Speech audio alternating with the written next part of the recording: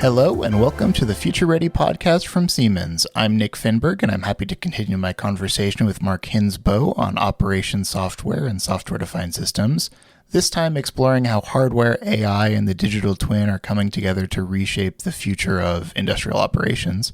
In our last episode, though, we explored how adaptable software-defined production relies on strong data foundations, from connecting legacy equipment to enabling more predictive AI-driven operations. And one idea that really stood out was that moving towards software-defined manufacturing doesn't mean less hardware. In many cases, that actually means more sensors, more connectivity, and more intelligence at the edge. So Mark, picking up where we left off, how do you think about this relationship between hardware and software? How does the need for more connected hardware shape the future of software-defined operations? If I look at say the drives and so on that we are designing ourselves, we have extremely smart design teams that look at all the characteristics of that drive. They know exactly what ball bearings, what other components, what the housing looks like. You need to do all of those things to create a virtual representation of your product. When you then have that digital twin, then you can have sensors on the edge, so to speak, that take the macro vibration of an overall drive and is able to pinpoint what's going on inside, right? But if you don't know that, if you don't have an full understanding of your system, you can't do that at all. So I'll give you another example that might put it on its edge. But I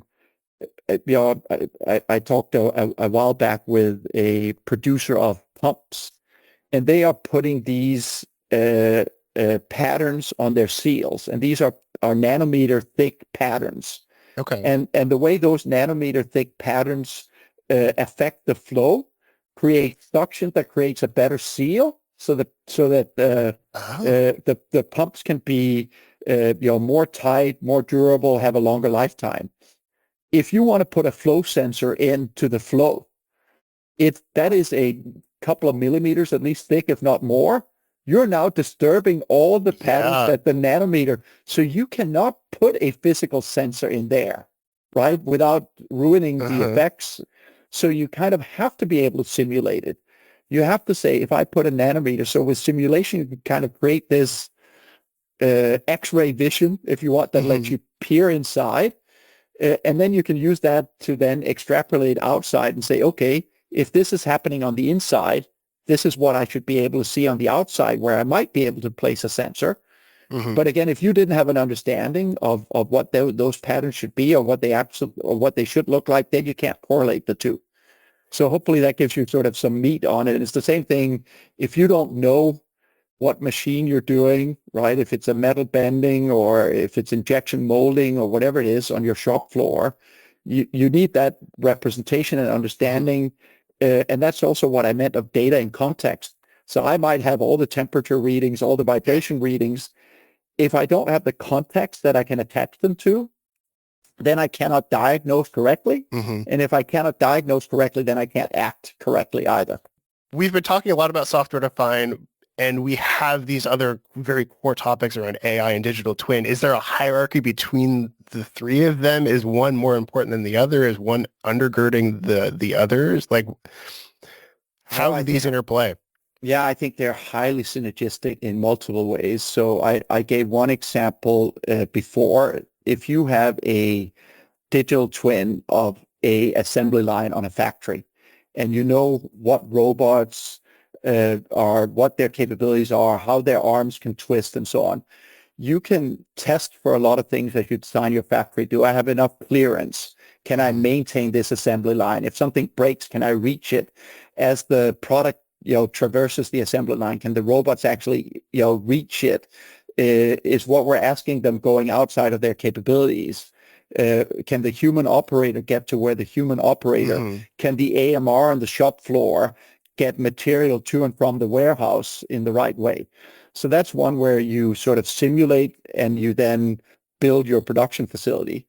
Then in production, you can then use that model to query changes. So, what happens if I now do A instead of B? Is that better? Is that worse? So before you imagine that has two robots crashing and now destroying each other. You want to discover that in the virtual world before you make the change in the physical world. So if you have an AI who is really good at reasoning, but might be 99% accurate, right? You can let the AI play around with different scenarios, and you can catch the hallucination or the place that they're wrong with the deterministic model before we implement something.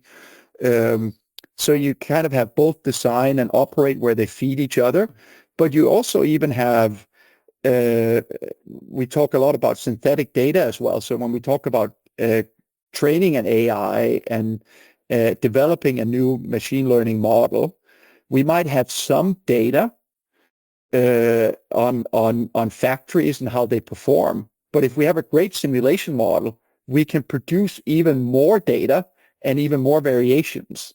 Let me give you maybe a stupid example, but just to illustrate it, are you familiar with survivor's bias?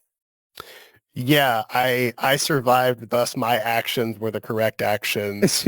Yeah, or In there was this study under the Second World War where they analyzed all the bullet holes on the returning planes. Oh, yes. To figure out where you should reinforce it.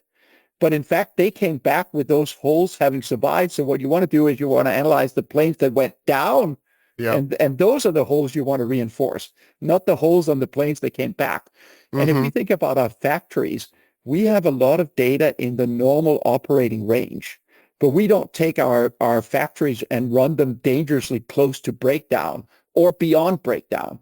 So you don't have much data in a lot of different areas that might be outside of normal operating range, which is, I guess, sort of analogous to survivor's bias. So that's a place where you can use, but you want your AI and your autonomous processes to be able to act also when there's an emergency or when something is going out of spec. So you can then, so it's not just sort of your AI feeding one way, it's also your simulation feeding the other way and creating better models for tomorrow. So highly synergistic. Yeah. It sounds kind of like what companies do for training autonomous driving of. That's exactly it. We have this 80% very easily. We know the rules of the road. We know the speeds, everything, but we don't know if something goes wrong, what happens? What do we do? And there's been a lot of studies that show, and you kind of need both, right? In your analogy, you actually need actual cars that drive a number of miles as well, and you need that real data. And then you need synthetic data that can then complement it. And so far, a lot of the research has shown you can get to one level of accuracy, 90% for your physical data. You might be able to get 90% only with your simulation data. But then when you combine them, you might be able to get to 95 or 97, right? So almost always when you combine the real and the digital world in these scenarios, you get a better, more accurate result out of it. Could you talk a little bit more about how this is expanding the design space? If you're able to test a little bit earlier and try out maybe wild ideas first in simulation or even with a first order model of some kind, whether that's AI or a more deterministic style. Yeah, definitely. So in general, especially when you come to complex machineries, jet engines, cars, you name it, building a prototype is extremely expensive, millions of dollars, many months, 6 months maybe. And then you can produce one experiment, right? Typically, with the simulations we have today, you can produce thousands, if not tens of thousands of simulations. So you can do crazy things. One of the things that I've talked about for years now is sometimes as practicing engineers, we are taught not to ask too many questions because they're expensive. If I ask, 15 what if questions and I have to build this physical prototype every time, right? It's $15 million. Or if I'm on the shop floor and I'm asking 1 million questions and it's stopping my production every time I ask the question, very quickly you get, hey, think first, right? Think very carefully, only ask 2 questions, only ask the most important questions. But that's fundamentally wrong. We should be like small children. We should be asking 1 million what if questions. But we can only ask those what if questions if the cost of asking those questions and the speed of which you can get answers to those questions come down. And that is really one of the great places where both for product development, but also for manufacturing development, the digital twin and the digital prototype really allows us to ask orders and orders of more questions that we could before. Mm-hmm. It reminds me a little bit about some information I was looking at around software-defined automation specifically, and the split in the engineering stack so that you can do those questions without impacting the live operations. Yeah. Could you talk a little bit about that from your perspective? I think it is, as you said, exactly, straightforward. Because as you're optimizing something in live production, if you have to implement that every single time, there is a time cost. There is also a risk of me ruining versus being able to virtually run tens of thousands of simulations and choosing the one that turns out to be the most accurate or have the most impact. So it's really, rather than, I mean, a lot of what we do, and that's not bad, we should continue doing that, but you kind of, when you're optimizing an operational system traditionally, you kind of wander down the Pareto curve, right? You make a smaller change, it hopefully gets better, then you let that operate for a little while, then you make another change incrementally, and you work your way down to some local approaching limit. Yeah. Exactly. Whereas as our digital twins and our simulation lets us be a little more wild and take larger steps and take steps in multiple directions all at once and see where that ends up. Then we, of course, just have to be careful because our digital twins, let's be real, they don't capture everything. There might be slightly higher humidity. There might be a little bit of dust in the air, whatever it is, right? There might be a crack propagation in some metal or whatever it could be that's not captured in your model. So the models do not take work away from engineers or take away from being a good factory operator. They just allow someone who understands the system to ask more questions quicker. But I hate to say it, engineering sense and common sense will still be needed. Yeah. Okay. This is a lot of really interesting ideas about what is happening in operations and in the industry right now.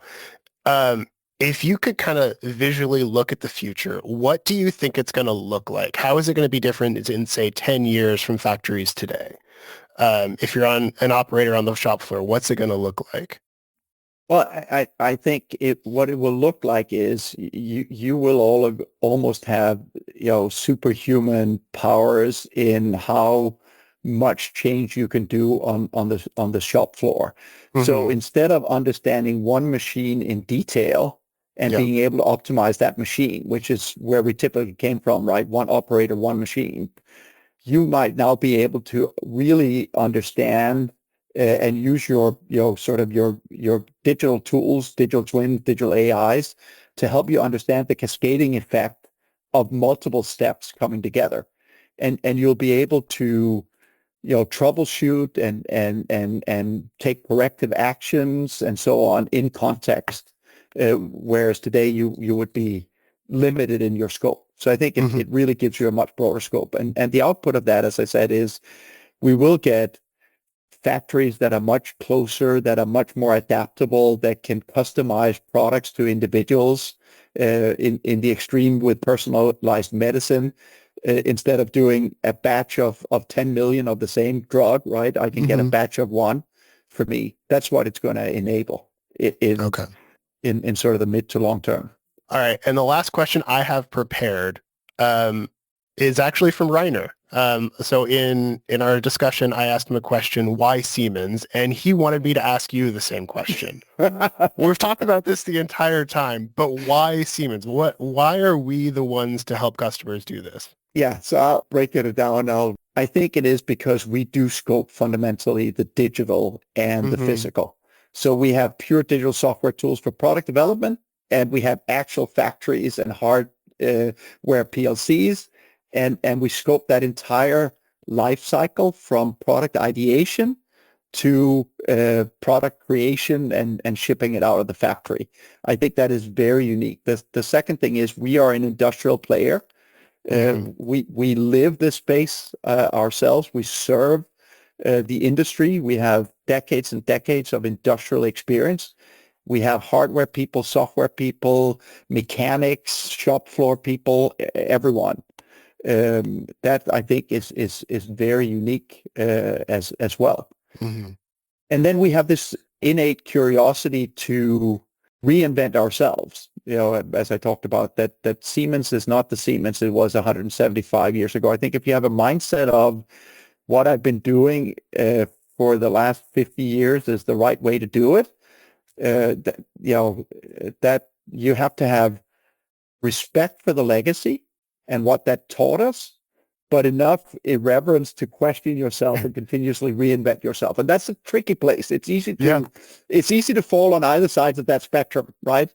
And be a pure explosive inventor and say the past sucks, or be in the other side of things and say, hey, the past has taught us anything we ever need to know, and it's unchanging. Legacy is everything. Yeah. So those are the three things for me. Right? Spanning the digital and the physical. The fact that we are an industrial player, we're in the space together with our customers, and then the sort of adaptability. Well, awesome. Thank you so much for taking the time, Mark. This has been an awesome conversation, and I really look forward to talking with you again. It has been wonderful. Thanks for having so much fun together. And a big thank you to the audience. We'll be back with even more great discussions soon, including some upcoming recordings from Hannover Messe 2026. We wanted to get some of these wonderful conversations from the show and bring them back to a wider audience. But until then, maybe check out some of the other episodes on the channel. We have some focusing on AI in greater detail, as well as some conversations out of the pharmaceutical industry, but we're constantly adding more. See you next time for the Future Ready podcast.